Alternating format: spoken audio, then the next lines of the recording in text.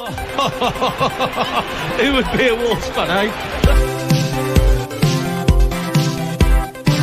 On goes Paul. People might yet win it here for Wolves. Flash in the shot. What a goal!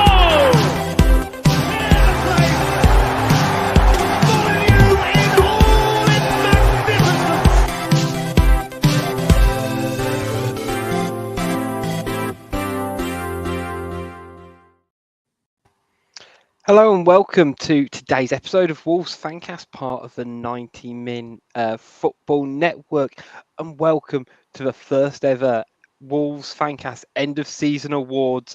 It's going to be full of glitz, glamour, everything you can possibly imagine in a low budget YouTube production. Joining me today, it's for Thai Dad's Club, to be honest. I've got Gully and Tom and Adam on the way as well. I was going to say, boys, how are we both feeling? We've chatted off air, and I think we're all sort of feeling the effects of a hot day and young kids. Careful how you word that one, mate. Yeah. You started early tonight. Of parenting young kids. Yeah. That's better. Important distinction to make, isn't it? Yeah, that's it. Yeah, mate. Yeah, bad night's sleep. Little in. It sounds like you guys have as well. But mine's youngest 4, so you've got another 3.5 years of it all before you catch up to me. So I mean, you'd like to think talking about Wolves might be something to kind of distract you from issues and stuff like that, but it's just taking you out to other issues, right? At this point, there is no escape. That's it. No escape. Although, I guess Gully, you probably had a really nice moment last week with your little one because he got to see you play at Molineux. He did. But for all intents and purposes, every time I glanced up there, he either wasn't there or he was being distracted by something. So whether he saw me concede a penalty or not remains to be seen. I don't think he did. His uncle scored a goal, which is good for him. But yeah, I have no idea what my first memories of going to Molineux were. So it was important to me to make sure that he actually know, kind of mark the occasion, because my dad didn't for whatever reason. I was going to say for those who have been living under a Fancast rock, it was of course the Content Classico last Friday. We've raised a fantastic amount for charity for Mind Mental Health. The game played out. Unfortunately, Team Fancast didn't come away with the victory this year, but I'm sure we'll be back next year or for the next game to reclaim the trophy, as it were. You can still donate. I'll put the link in the YouTube description as well for anyone who's interested. But I was going to say I wasn't there, but it sounds like, looks like it and seems like from the pictures and everything, everyone had a fantastic time. Yeah, it's a great experience, really good experience. So it's my first time, playing in one. So yeah, I mean, that's a bucket list thing. It's brilliant. It'd be nice to score a goal, but there weren't as many this year compared to the last time everyone played. I was going to say, when I saw the scoreline at a rather conservative 2-1 compared to, what was it, 8-3 a couple of years ago. Yeah. I don't know if it's the Molineux pitch is cursed when it comes to finishing chances, because I don't think it was for the want of trying to score goals. Yeah. There were missed penalties. There were some really kind of shoddy attempts at trying to put the ball in the back of the net, and ultimately only 3 came to pass. But yeah. So I'm expecting Gully as a natural defender. You'd be saying the defending's gotten better. That's what it is. The strikers are there, but defenders they know what they're doing. They're sharper in their game these days. But yeah, we'll go with that. Yeah, we'll go with that. Let's talk about the season, boys, because let's be honest, there's been more downs than ups, and there's been more frustrations than arguably joyful moments this year. And I was trying to think of a way how we could sum this season up, and I thought, let's do an award show and, let's say, go through some of the good, the bad, the ugly, the downright fucking stupid, and we'll live it all, and we'll come out the other side. Because when we were going through the award categories, and I was like, what could we do? I don't know about you guys. I forgot some things happened this season. It doesn't feel like Hwang assisting Alexander Maximan happened in this football season. Yeah, you're completely right. It's the World Cup, hasn't it? It's just broke it up completely. Yeah. It's been a real surreal, experience. Really. I was going to say that. Yeah, it's been a long old season. You forget we actually started the season with Large at some points. You forget that he was even here. We had to suffer him at the start of the season.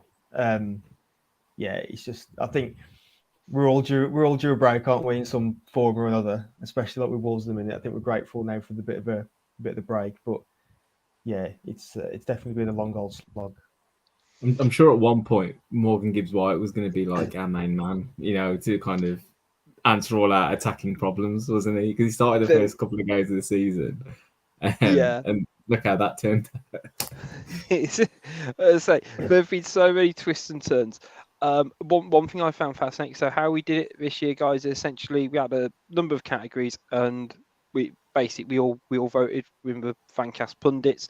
We've got some winners, and I've got some honourable mentions as well to kind of go through it. There were some categories, guys, where it was resounding in terms of who won each category. Let's start off with Player of the Year, and I think apart from two other people, it was given to Ruben Neves. I mean, I think it's difficult to forget, like particularly because of how bad the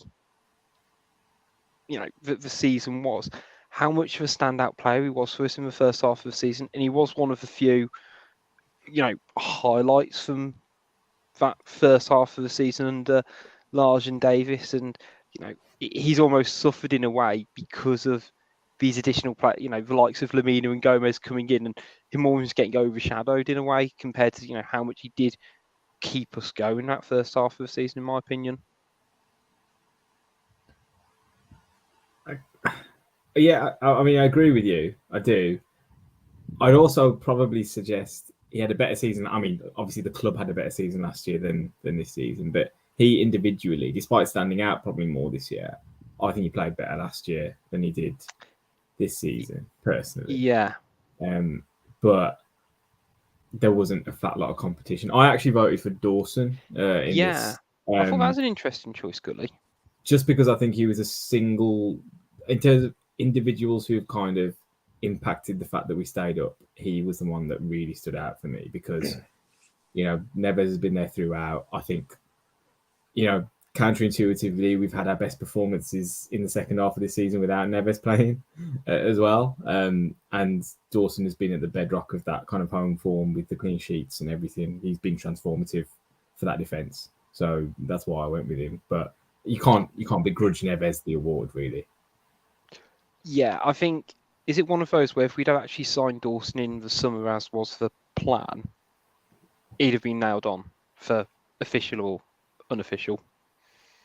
That's what I was. I mean, for me, it was a bit of a close call between the two. I guess obviously what swung it is that Dawson's come in at the halfway point, but then actually that accentuates his impact more that he came in at the halfway point because then that showed you what essentially we've been missing all season. And again, there's like a parallel drawn here that Dawson is in fact like the Cody of this team, albeit a better football player. Like he's the leader. Well, he's not. Obviously, Cody's the shouter, but Dawson clearly is the experienced defender in the back line, which is what Cody's role was. But since Dawson's come in, I don't think he's hardly put a foot wrong since he come in. He's what we needed at the time to start the revival. But with Neves, he's just a consistent guy. Just the one tiny little ray of light throughout the whole season. He's always been there. He's been their joint top scorer, even from the position that he plays. I know there's penalties in that, but it shows how bad we are throughout the rest of the team. That again, Neves is. I think he hit a similar level of goals last season. He's got 6 this year. I think he hit a similar level last year. In fact, possibly more. I haven't checked, but again, he's always been there. He's always been a consistent player amongst the shit that we've had to put up with this year. And I guess there is that little question there that's like hanging over him, I suppose, given those 2 games that we played without him, where we actually look quite good.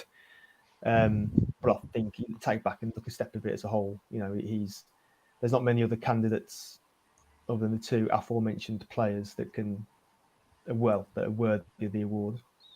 No, I agree. And to be fair, I think it was similar for Young Player of the Year as well. I think pretty much all of us ended up going for Hugo Bueno, who again just seemed to sort of step it up from playing development football, and is again the same, really kind of been a genuine little bright spark in the team. And it's only through, I guess, Lopetegui's pragmatism and playing Toti Gomez at left back more that he's arguably not had more of a run in since he pulled his hamstring.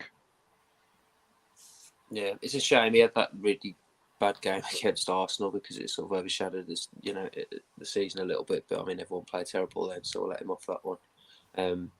Yeah, I think it was just fresh, wasn't it? It made a real difference. It reminded me. I mean, it's going back a bit when Dave Davies came into the team when we were awful under Terry Connor, and I think just because he hadn't been like psychologically damaged by all the shit that came before it, just by the fact he was just fresh and new and he could go into it with an open mind, made a big difference, and you could see that from how he played. I mean, obviously he had to back that up with technical ability, which he's clearly shown, and defensively, other than, as I say, the Arsenal game, I think generally defensively he's been pretty sound as well.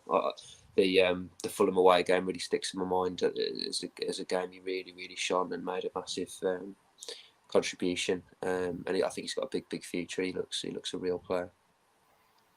Yeah, definitely. And I think there's going to be a lot of questions in the summer. We'll do a show probably arguably next week about players' futures, but we're looking really rich in that left back department, particularly with Gomez as well, who I mentioned earlier. I think he got 1 vote. I'm not going to mention who, just because I'm not having a 24-year-old as a young player. No, you can't. It's but this is a failing of the Premier League as well, because they've got like Haaland.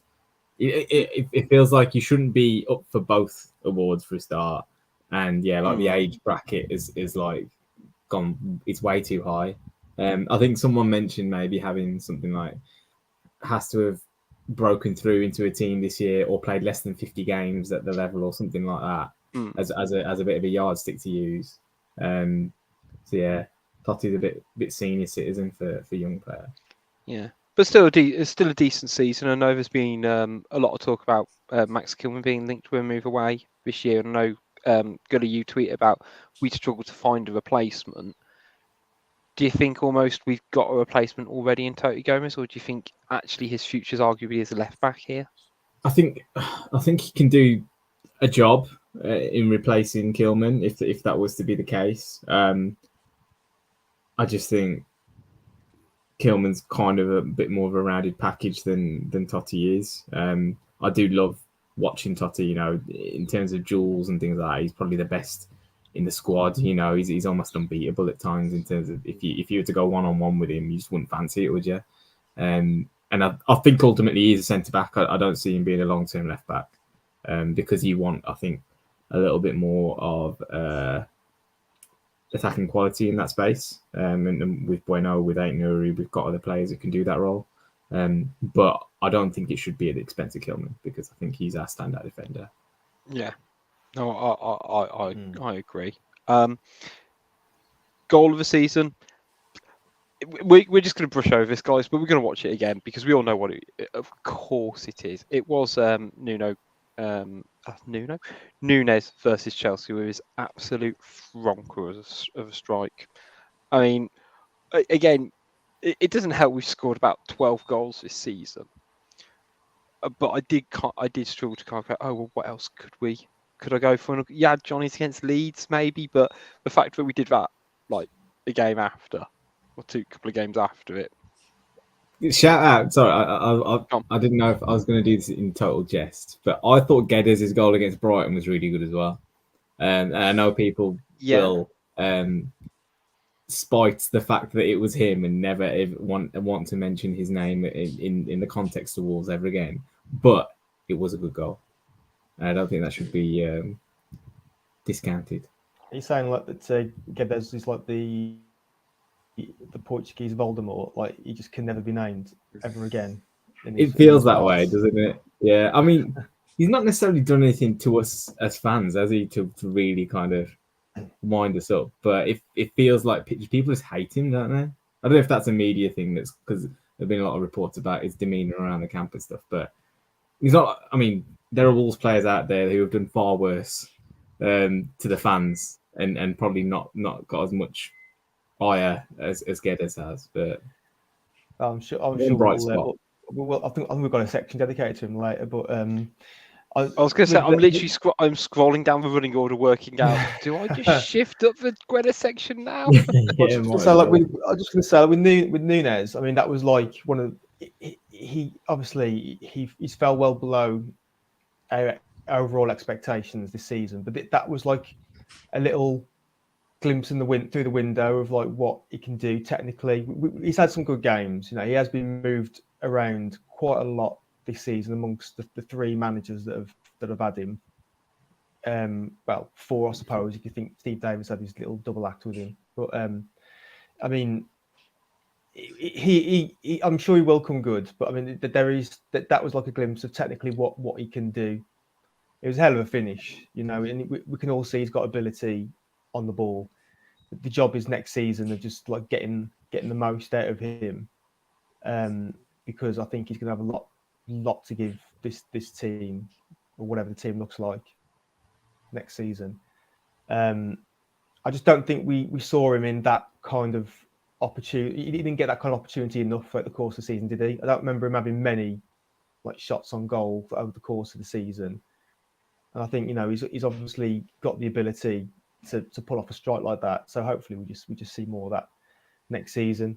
But I mean, it's safe to say that he hasn't actually nailed down a proper role in this team. I mean, I never had him down as like coming in from the left, you know, from when we first signed him. But he seemed to have a few good games playing there. But hopefully we see more of that next year. Yeah, fingers crossed. I think you're right. You can't think with his technique and stuff, like we should have seen not more of those goals. Appreciate, you know, they're like once in a blue moon, but at least a few more shots from distance, or really kind of challenging those attacking areas a bit more. All right, next up, guys, was loan of the season. I left it kind of up to interpretation in terms of whether it's loans in or loans out. To be honest, we didn't really exploit the loan market too much this year in terms of players coming in. So it was, to be honest, it was sort of a shootout between Ryan Giles and Fabio Silva. We gave it in the edge to Giles at Borough, who, I mean, all right, for longer term Wolves fans who listen to fan content, I'm sure people are going to start thinking of a certain female broadcaster in her comments on Ryan Giles a couple of years ago. I don't think she's massively wrong anymore. You know, we'll talk again. We've got a section about Aït-Nouri in a little bit and his drop off, and I guess my question is: has Ryan Giles done enough to warrant a go in the Premier League, whether it's with us or with like a newly promoted side? What was the comments again? Was it why we're spending 20 mil on Aït-Nouri when we've got Giles? Is he 20 million pounds better than Ryan Giles? Yeah, that's okay. Yeah. I mean, we didn't sign Aït-Nouri for 20 million, did we? Wasn't it only in the end we didn't know, but we had like a 50% sell on clause like 10 or something, wasn't it? With 50%. Yeah. Yeah. Because we didn't sign him initially, did we? Because it was it was a loan with a view to sign for like 20, and then they didn't. They reneged on the permanent sign, and then about a month later they signed for half the price. Yeah. It's unfortunate for Giles that that's a position that we seem to be one of the only positions we actually seem to be well stocked in regard to players. I mean, to have four players for that one position is just a bit mad, really, when we've only got one option on the other side. Because, you know, I'm not going to count Johnny on either side, to be honest. I was doing the math, thinking I've got he's- 5 in my head. Who yeah, are you culling? he's gone in every sense. So yeah, it'll be interesting to see what happens with that one. I think either him or Aït-Nouri are going to be sold or at the very least loaned out. So maybe it's a shootout between them, in pre-season to see. But I think he definitely deserves to have a little, to be looked at.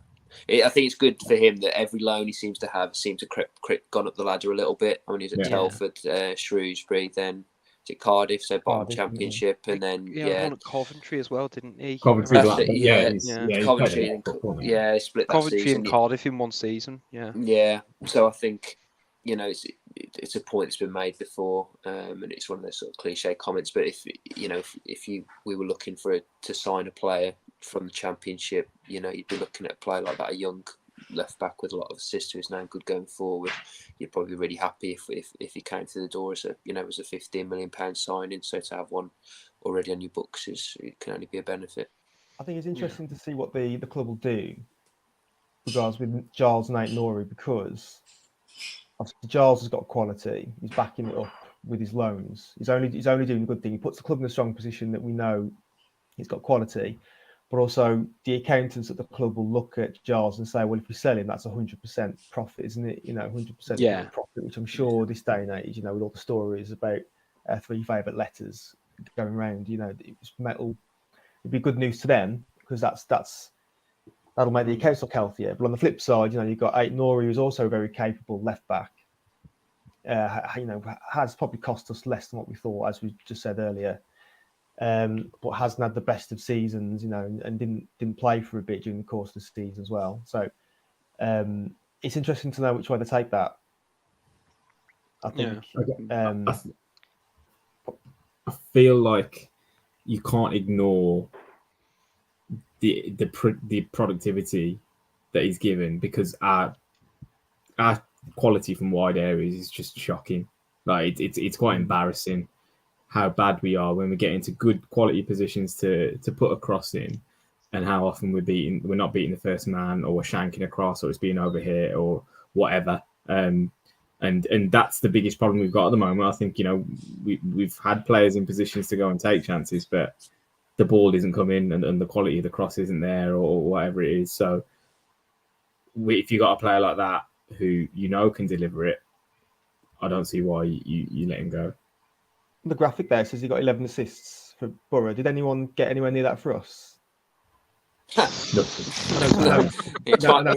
by 5, and I think it's still off.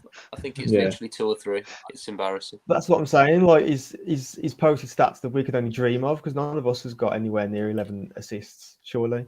That probably beats the team bloody total. I'll figure it out. A bit on that as well. On the graphic as well, it's 45 starts, 23 big chances created. So he's creating a big chance every other game, isn't it? basically. Yeah. So there was a video going around on Twitter, I think, and you see there are loads of chances they should have taken from crosses that he put in. So yeah. Highest. We know it's a different level. Sorry, highest assister within the squad is Matinho with 2. There you go. It's just embarrassing. God, we are so shit. Yeah, it's like you can't have like a record collection with 2 finals, can you? You can't be like leading assist score with 2. It's ridiculous. Right, let's move on to some of the bad ones then, guys, because as you mentioned, there have been more good shows than bad, good games than bad, and for me, I want to do, pick out what was the lowest, worst moment for you this season. We did have a few honourable mentions for this one. A lot, to be honest. I think this one won by, I think, 2 people voting for it, which I guess I get the irony of this. It was Neves playing at centre back against West Ham was the lowest. Was a point, I think. This was what I went for, to be fair, and it just felt like such an absolute low. And clearly, I know we got sacked after the game, But as soon as I saw that, I thought, what is happening to this football club? I think it came about, didn't it? Because he played there at Man City, didn't he, the game before? That's after when Collins got sent off, wasn't it? Correct me if I'm wrong. I'm sure he didn't put back in. And for some magical 40 odd minutes, 45 minutes, it was tolerable, wasn't it? You know, it didn't seem like it was going to be a horrendous idea, but then I think we all knew that this is only a one half deal. We're doing it just because we have to. But then to see him play like a midfield talisman to like willingly be put by the manager into centre half for West Ham, that was like the hashtag heads gone moment, wasn't it? That was just like, well, if that's what he thinks is the right thing to do, then you know he can't be here. Can't be here. I mean, look, there's loads of moments you can kind of put. I wouldn't have had this as the worst, but I think the thing that compounded it at the time was that West Ham were not very good, and it was a winnable game. At which point, Large was under a hell of a lot of pressure as well. I don't know I can't remember if it really felt like it was a win or bust thing for Large at the time, but if he felt like that was on the horizon by losing that game, to then go and make that decision in his own head makes me think, like, what the hell are you playing at? Because obviously we had like Pedence playing as like a false nine. It had a knock-on effect with the rest of the team, right? Because Neves is not playing in the middle of the park, etc., etc. In any game where you've got your job on the line, making a decision like that is just flabbergasting, really, and he obviously paid the price for it. And we had two centre halves on the bench as well. Yeah, that was the most frustrating thing. Mosquera and Toti Gomez on the bench. So a couple of honourable mentions in terms of low moments. Martinho being a no-show the last couple of games was heartfelt. Losing to Forest on penalties. The Collins red card. The Neves and Jimenez goodbyes. And losing to Leicester at home in terms of like the atmosphere from there, because it was rough after that game. There's a few sort of, I guess, they say, the bleaker moments. And so that was the worst moment. In terms of worst game, again, this was quite contentious, but it was losing to Brighton. But frankly, both games were genuinely appalling. Like, I was going to say, I know we've not got a good record against them. Are they just kind of classified as a bogey side now? They're just so much better than us. Yeah, I don't know if you can call them. Yeah, they're just so much better. They should be everything that we should be aspiring to be. And yeah, I think, to be fair, I think a lot of clubs will say that, to be honest, because they've got almost everything right there. Yeah, I mean, McAllister's just gone, but I've got every confidence that they'll find some random gem from somewhere else that'll take his place without any problem. And they've got a system and a way of playing where it doesn't see, obviously the players have to have ability to some extent, but they can just drop players in and drop players out, the drop of a hat, and it doesn't. Nothing changes. That's just the way they play stays the same, and the results often stay the same as well. It doesn't really and sit well. that 3-2 at home, we got hammered. I don't know how that was. The 3-2, we got absolutely hammered. We almost got as badly hammered in that game as we got. There's magic. That's what it was. Yeah, that's what it was. Yeah. It doesn't sit well with like some of the older fans that Brighton show like so much better in every way than Wolves are. Like little Brighton, who to fans of certain vintage, Brighton are in nothing like a lower league team. But then look at them nowadays, and they're literally like they're getting everything right, aren't they? Like every manager seems to improve them from the last. Let's say they lose a player, but they'll sell 2 players in the summer, but it doesn't matter because they've found a gem from Guatemala or something just to put it straight in the team, and everything is better than the guy that's just left. It seems to be like, do you remember Swansea had a phase when everything they were doing was right as well? I think when they got like Lowe drop in and what have you, and they'd lose players or a manager would go, but it doesn't matter because the next one would come in and it was fine. I know it dropped off after a bit, and that doesn't appear to be the case with Brighton. But whilst it was obviously a terrible showing from us. I mean, from goalkeeper all the way through to striker. We were just awful that day. But yeah, Brighton, they obviously know what they're doing. They've got the model for like long term. The scouting network is amazing. They've got a method of competing with the big boys by not having to spend millions to do it. But that game was an absolute horror show. Absolute horror show. There are probably a few contenders away from home, though, is what I'd say, because away from it's been nothing short of despicable away from home. Considering how strong our home form has been, the fact that we've got a group that are literally like aliens compared to that away from home, you know, really quite dogged when we played at home, and then to turn up and be such a soft touch whenever we travel, it beggars belief sometimes. It doesn't make any sense, does it? Me. Doesn't make any sense. No. So Jekyll and Hyde, how like home form we barely concede, we barely lose, and then away from home we just like forget how to play. It seems that way. We took quite a few Tonkins away from home as well.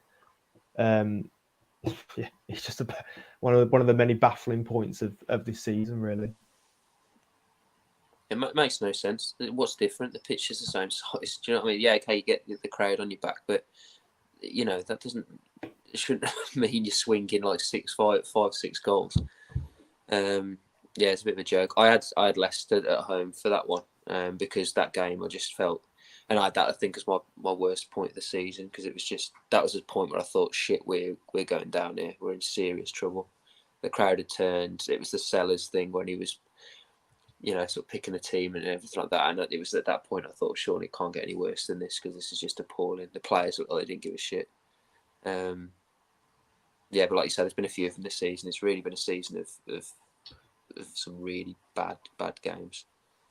Yeah, I do remember that Leicester game. I think they had 5 shots on target and scored 4 or something. That as well. Yeah, they're all decent. They're all really good goals as well. Yeah. It's mad to think that team's ended up finishing considerably below us, you know, and they've gone down because they look worlds apart that day. Yeah, that was I remember that because Tielemans' strike right off the get go was quite early one, wasn't it? That striker into the back of the net, and that was it's amazing to think really at that point. Obviously, football it's a strange old game, but you wouldn't think at that point in time. So when were we? That was 23rd of October. That was, and obviously at no point at that point do you think we would end up relatively safe unless we're the ones that go down from that point. That just typifies kind of like how mad like it actually is. That was I think that might have been shortly after like Lopetegui said he wasn't coming. And then it was just one of those. Just thought there's no light at the end of the tunnel here. It's going to be a Terry Connor type season where it's just we're going to be battered week in week out, and just an absolute slow death. But thank goodness for Lopetegui, Gully. Well, you want to jump into that now? No, mate. I'm ready to go. No, I'm always ready to go. So, mate, I want to be off this in about 2 hours. So, yeah. Rich, I was primed and ready to kick us on, but I can see you're back now. So, I won't take over the reins quite if you're ready to. Well, you're on mute for a start. To our favourite section. Yeah. I was going to say we've touched upon Guedes, but yeah, it just as signings go, you know, it's been a flop and a half, hasn't it? Yeah. I say I include. It's the biggest flop since I was going to include some sort of Brewers Droop reference here, but it's been the biggest flop of all time. I mean, how much was 30 mil? 27. Not that it makes it any better, but 27. Or just under, just under. Yeah.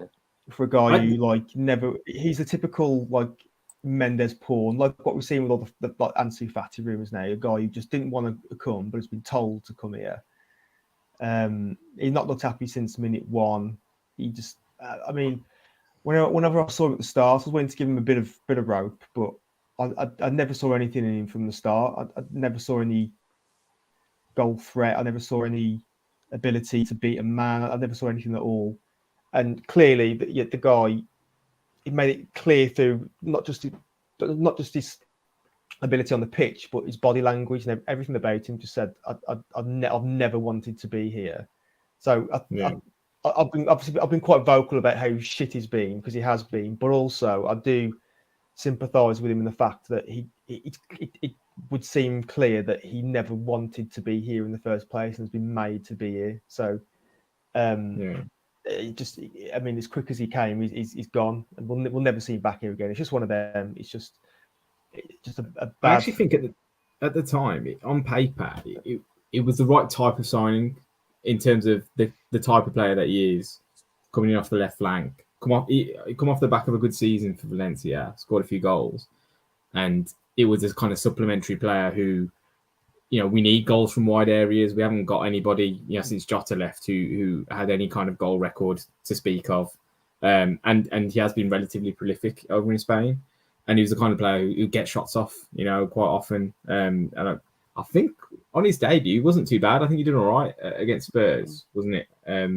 Away, and then it really kind of started to sink in that A, we're a bad team, B, he didn't quite fit the culture at the club, clearly, and C, he just ultimately didn't want to be here, and that's a recipe for disaster, let's be fair.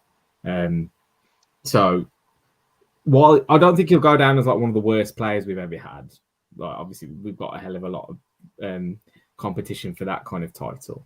It's just the context around it all is just so disappointing, because we know we're not going to throw lots of cash around going forward, and he might be up there. He might be up there as one of the worst, given the money that we spent on him. Because we're not going to get that back. Mean, pure talent level, there's so many worse that you can reel off straight away. I don't think he was necessarily a terrible player.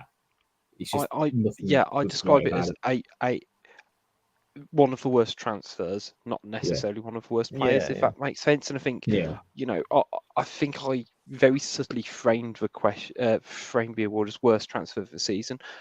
And I think you could argue that actually selling Gibbs White was worse, because essentially it was a swap deal for those two players in terms of position. And all right, we could talk to the moon and back about, his actions this season and whatever for his new club.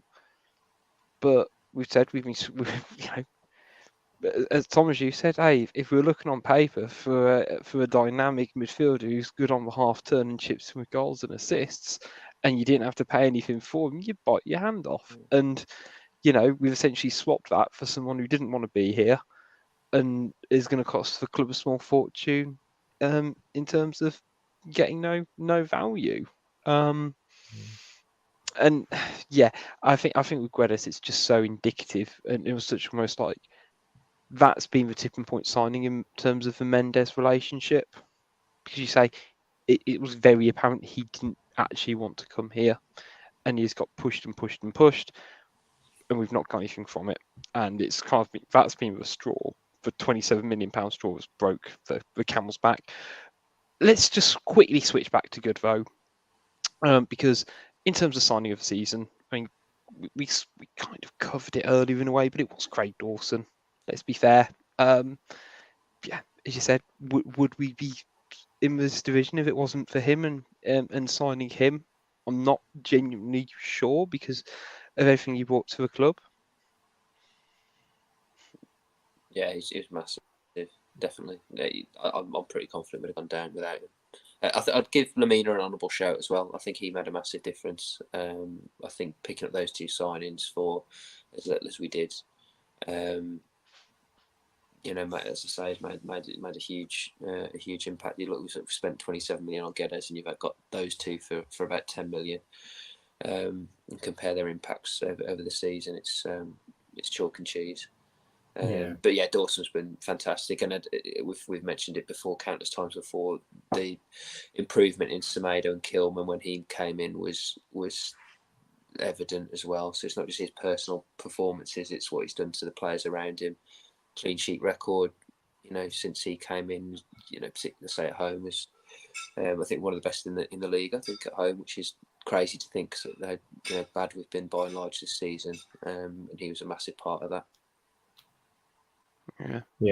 I gave it to Lamina, partly probably because I gave it to Dawson for Player of the Season, but also just because I think we've had Dawson types at the club for a while. You know, in terms of you know what you're going to get from them. Lamina was such a step away from the type of midfielder that we had at the club that it was. I felt like it was just a really kind of breath of fresh air. That tenacity, and ultimately, I don't think the defense is what has put us in the position that we were in. We've never had a terrible defensive record, even like going back to last season. You know, start of this season, it was just that distinct lack of goals. So just to have someone who added a little bit of tenacity in the middle of the park, which we were so lacking that first half of the season, was really good to see. So yeah, fair play to both of them. I think both of them have done Lopetegui's job for me a little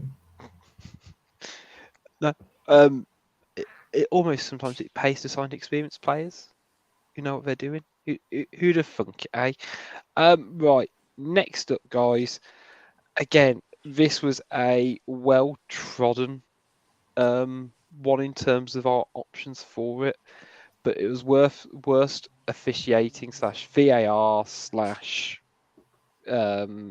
refereeing decision. There was quite a few to go through, but in the end, it was probably the right one in terms of the one against Liverpool.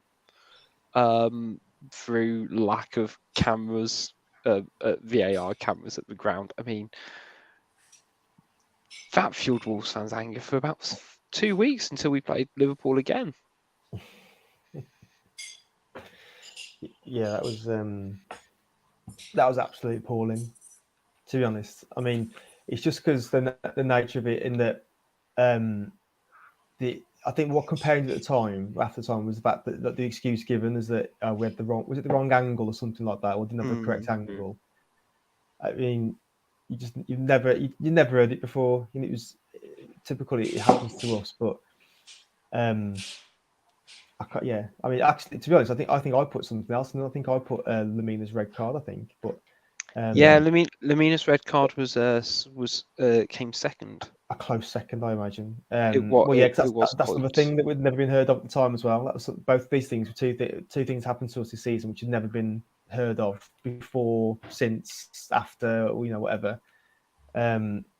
Just take a bit. At least in the Lamina one, we came back to win the game. Yeah, but yeah, this I guess this a bit compounded more in the fact that we ultimately went on to lose the tie in the return leg at Molineux. Whereas we should have gone through, shouldn't we, really? Because we obviously were doing really well. But I don't know, yeah, we've been on we've been on the end of quite a few shockers this year. We probably had, just a few less apologies than goals scored this season, given how the season's panned out. Totti got properly stitched up in that game, man, because it was his header that led to Salah's goal as well, didn't it? Where they should have really flagged him offside. But then they pulled out the bullshit offside excuse that because he's tried to deliberately play the ball, it's the next phase and all that kind of shit. But I still don't understand what the line I was putting his flag up for on that goal, on Totti's goal. It's just when you watch it back, you're sitting there thinking, well, why is his flag gone up? Like, at least with the Jared Gillett one, there's probably a thought process going through there which he can point to and say, this is why I done what I did. The other that Totti one, I think he just panicked almost and just stuck his flag up and then decided to let VAR try and figure it out for him. Which, as I say, is almost the exact opposite of what you need VAR for, isn't it? Because it, once the linesman made a decision, it's almost like guilty until proven innocent. Yeah.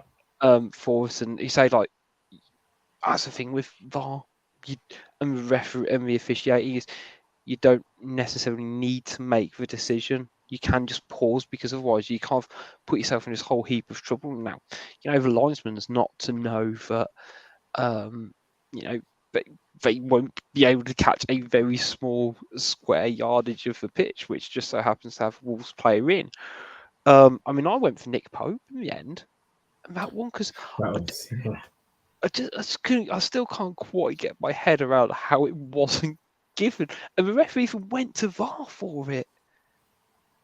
Like, So yeah, there was a few. There were probably sort of a number of other ones. I mean, the Lamina one was a big one. We had the cup one, the League Cup The penalty Forest against away one. Forest. Yeah, when Which his boot came off. yeah, which for reasons I will not justify. Because that's still one I still get grief over in terms of my opinions on it. So I'm going to quickly move on to my next one. Back to player related. I mean, I didn't necessarily want to do it in terms of like a most improved because we're not an under 12 football team anymore. But one thing that I did that struck me was I think whether through just general age regression or a few changes of regards recent years, is the drop off in some of our players and how they're kind of perceived. So I want to do sort of the biggest drop off of the season. And again, there was a few nominations for this, and it ended up being a tie between Pedro Neto and Aït-Nouri.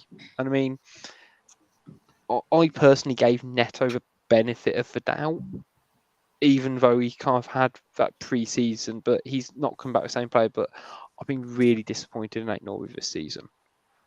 Like, considering how consistent he was the year before in largest full season, and like he'd taken a big step up from the year before, I thought this was going to be his real breakthrough season, and he's just drops off a cliff. And I genuinely don't quite know what his future is at the club at this point. I think part of it isn't necessarily him, because part of it, well, it is ultimately down to him whether he plays or not. Because it sounds like his kind of laid back nature doesn't necessarily tie up with the way Lopetegui wants people to be in training or that sort of stuff, and that's why he's not played. But I don't think he's necessarily played really badly either. I can think of a couple of things at the start of the season. Gave away a penalty against Fulham, didn't he? Which they missed. And Leeds away, he scored an own goal and made a mistake in that first goal as well. Other than that, I can't say he necessarily played terribly, but Hugo Bueno's come in and done a decent job. Totti's come in and done a good job in his position as well. You know, maybe if he hasn't got the stomach to try and fight for his place, then I guess he hasn't really got a future here, then, has he? And that's probably what Lopetegui's trying to do, trying to kind of get him a kick up the backside and try and force his way into the team. But it just looks like it's not going to happen. Yeah. No, I think enough time's passed from when he first got kicked out of the team to try and get himself back in. He did it with Podence, and he took Podence out for a couple of games to give him a kick up the arse, and he came back in for a little bit. But with Aït-Nouri, he hasn't really done it. I think he brought him on the wing a couple of times. I think.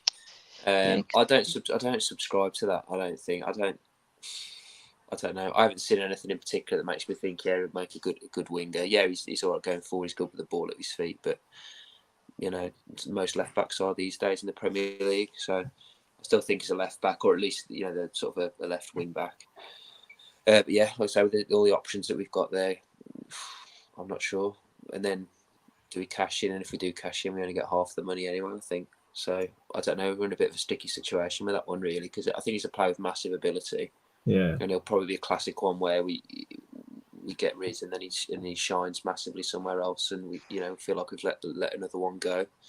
Such as all the other ones we've had. So I don't know. It's an interesting one. That'll be interesting to see what happens over the summer.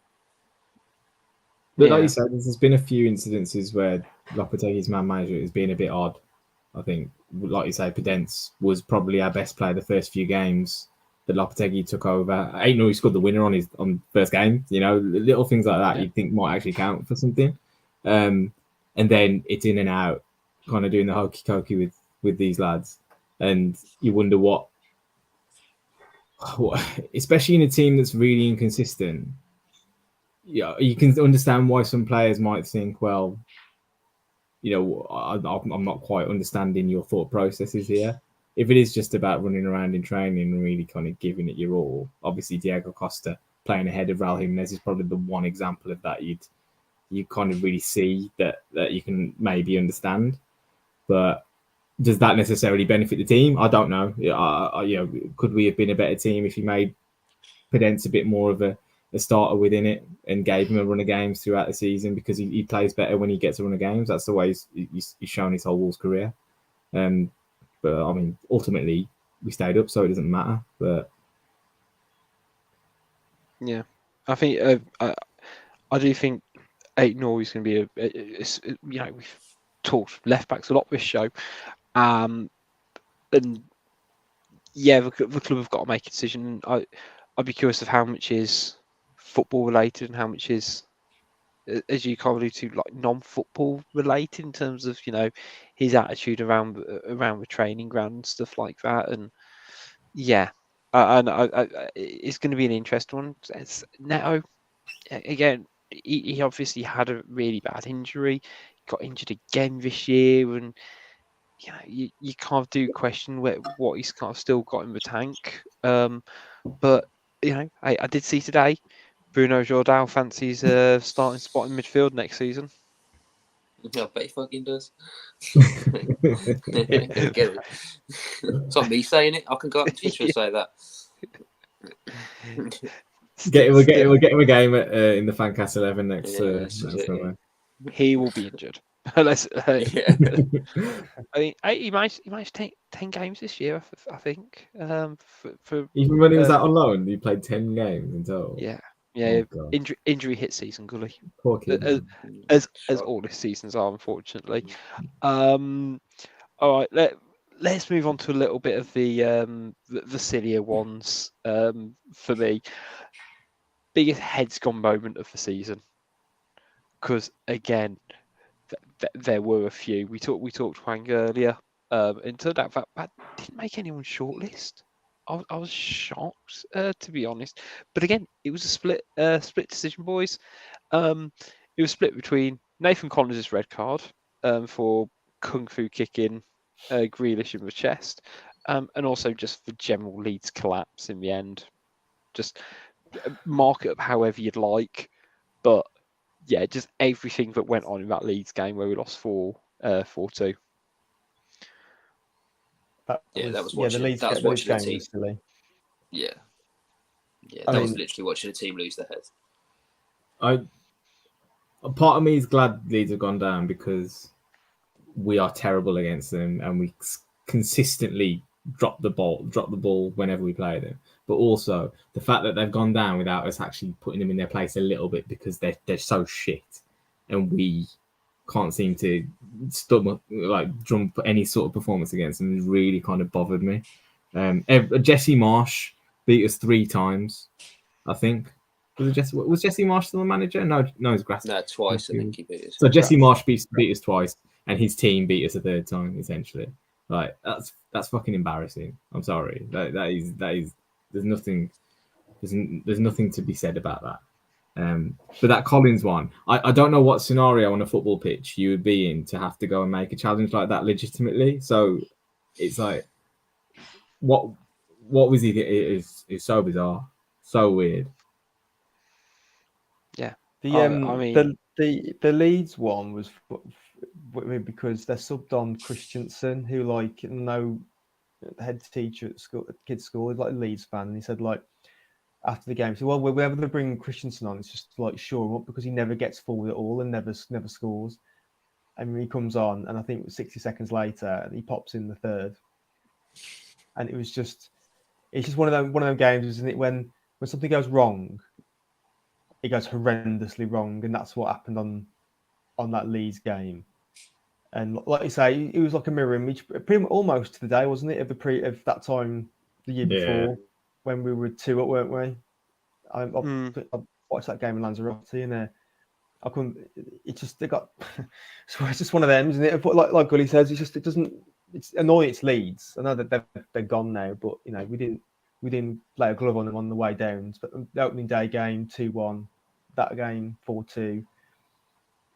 That's regretful, to be honest. But the Collins one, I mean, I can't remember how early that was. Obviously early into the season. I can't remember what number home game that was for us. If it was like our 2nd or 3rd home game, where the Collins were still a bit hot-headed at that point. But that was kind of a bit of a marker for me for Collins to say, I don't think he's the answer in defence for us. Well, if you remember, again, going back to the point of how long this season's been, him and Kilman started really well. Like, they were really good. They They barely gave away anything up until that point.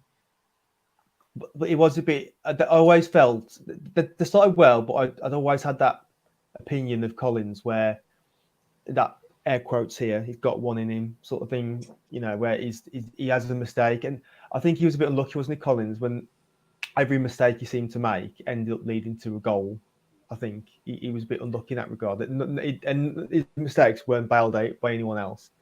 And then there's obviously that, where you go, like you say, he goes in. At what point do you have to go in chest high with your boot at chest height at any point? It doesn't really. I mean, fair play. He's got Grealish right in the bullseye, but it didn't really help. I mean, everyone loves Grealish now. I still wouldn't mind a crack at him like that. I wouldn't mind a crack at Grealish. There's still something about him I can't like. Gives me the ick. Maybe gives me the ick if that's the phrase.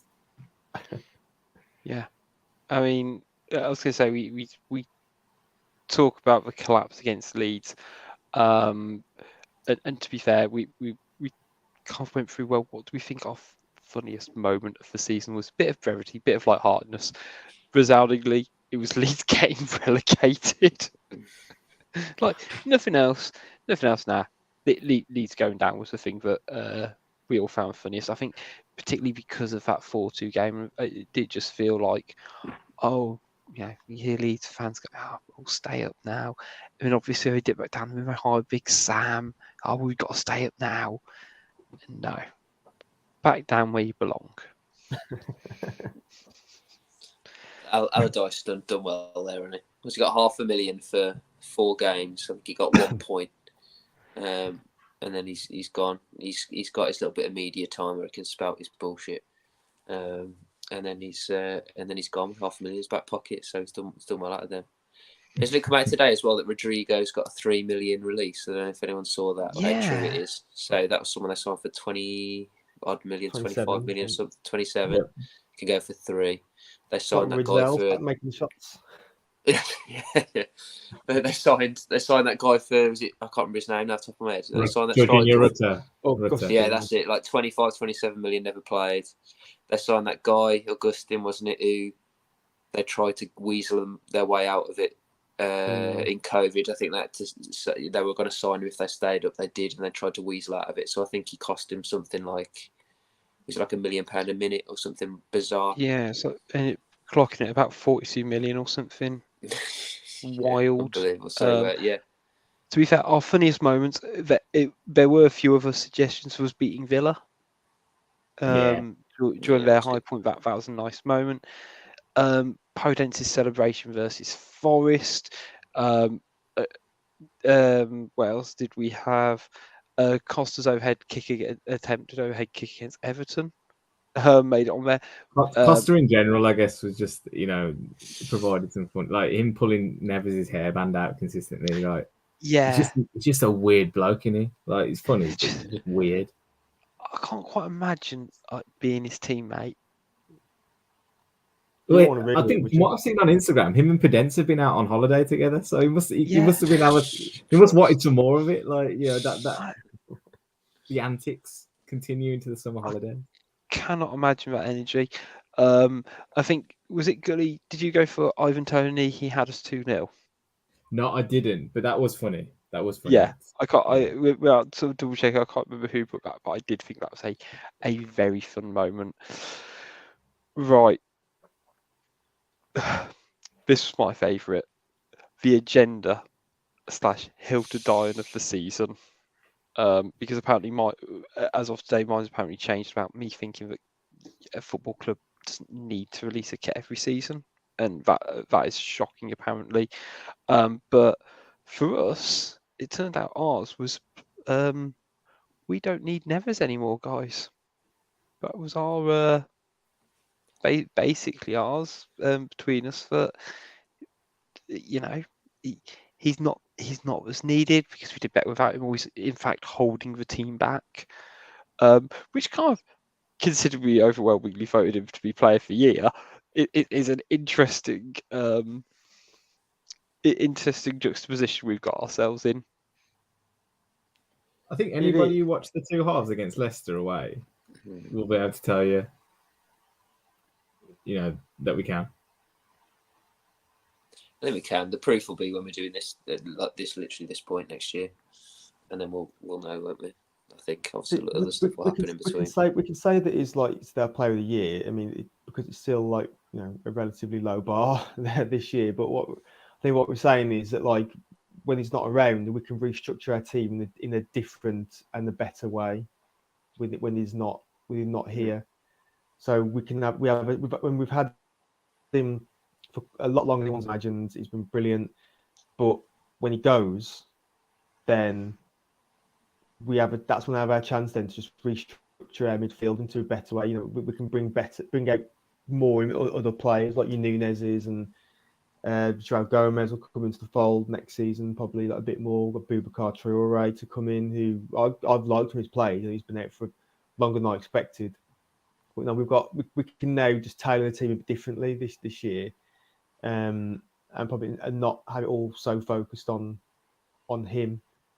So I think that's where I know it is probably a bit weird when people look at this and go, play of the season, but you're saying we do well without him. What's going on? But there is that bit of context to it, that we can just do things a bit differently next year without him.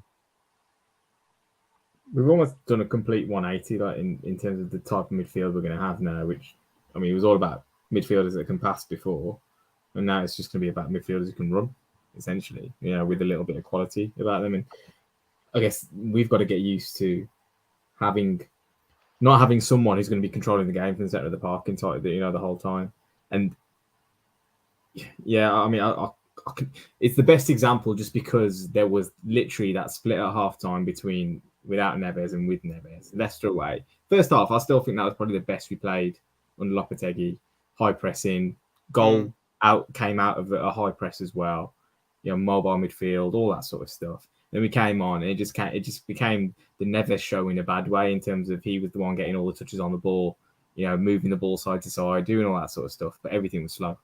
And he just killed that game entirely, and we ended up losing the game as a result. And yeah, I still think there's a reason why teams aren't coming in for him and taking him off our hands, because the game, he's almost like a player who's come into his prime maybe five years late, because that sitting midfielder who can really dictate play, but who's maybe a bit on the slow side, it's not really a thing anymore. It's not why you wouldn't want it to be, a really key part of your team. I was going to say he's. I think that's one thing that really makes clubs think twice is his lack of mobility. Because nowadays you look at all those midfielders for the elite clubs, that they're all very dynamic midfielders. They're very mobile. They're all quite quick. You see where teams now really have lost that pace. You look at Liverpool's midfield; they're completely restructuring theirs, because their midfield. You look at it, you think, well, it's not that quick. You like the likes of Thiago and Henderson, etc. So I think for elite teams, someone that is probably as slow as him could potentially be exposed. It's a reason why that there hasn't been we haven't been beating off other clubs to try and get them away from stop bidding for him, because that hasn't really been the case. I mean, obviously he's admired by clubs, but we haven't been turning down offers left, right, and centre for him. Yeah, I think it's going to be a really interesting one. So lastly, I want to do what's been the hardest goodbye to end the show on, because it did feel, say, we've talked about Neves, but it does feel very end of an era stuff at the moment. And which one I think, obviously Neves and Jimenez hasn't been, nailed in the coffin, so to speak. But we did say the hardest one was João Moutinho leaving the club, and I guess it being under a bit of a cloud of smoke. This one still baffles me, to be honest. I'm waiting for the explanation to come out about what's happened here, because you've got Moutinho, who's a consummate professional, loved being here. I know he barely played in the last 2 months, I'd say. I think if you look through his stats, he might have got 1 minute against Villa. He just didn't play. But even so, I do find it hard to believe that he would willingly say, right, for the last 2 games, I don't want to play because I don't want to get injured. I don't see that being in the makeup, and it's a strange line to use anyway, because players who play in the last, what if any other player can get injured in the last game of a season? They might scupper a potential summer move. So I just don't buy that. But something has to have happened where, like, he hasn't even turned up to do the lap of appreciation at the end. Something really strange or something very fundamental must have happened at the club in the background for him not to even want to turn up. And I'm waiting for the explanation from him to say what that is, because I can't believe after all the time he spent here and how much the fans just simply adored him, that he wouldn't want to turn up at the last home game and have a proper goodbye like everyone else. So this whole episode just continues to baffle me until we all get a proper explanation as to what's going on. I don't know how long we're gonna have to wait for this explanation to come I'm through. not sure we'll get one. I'm not sure we'll get one at all. I think it'll just get, we might find out 10, 20 years down the line, maybe. I think it'll When he just writes get... his biography.